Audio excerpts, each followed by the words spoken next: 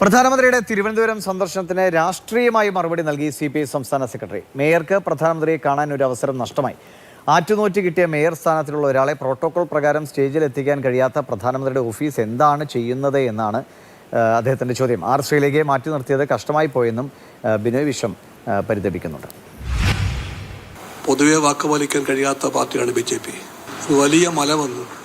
BJP അധികാരത്തിന്റെ കേന്ദ്രസ്ഥാനമായ ഈ വൻമല ഒരു ചുണ്ടലിയെ പോലും പ്രസവിച്ചില്ല.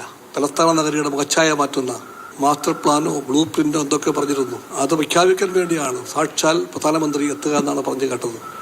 അദ്ദേഹം വന്നു എന്ന കാര്യമല്ലാതെ മാസ്റ്റർ പ്ലാനും ഇല്ല, ബ്ലൂ പ്രിന്റും ഇല്ല, ഒന്നുമില്ല.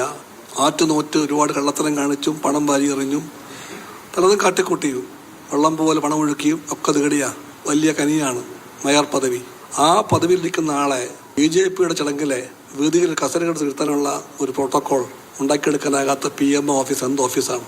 BJP നേതാക്കളെ പോലും ആട്ടിയകറ്റുന്ന സ്വേച്ഛാധിപത്യ ഫാസിസ്റ്റ് രാഷ്ട്രീയത്തിന്റെ കേന്ദ്ര ഓഫീസാണെന്ന് പറയാൻ തോന്നിപ്പോവുകയാണ്.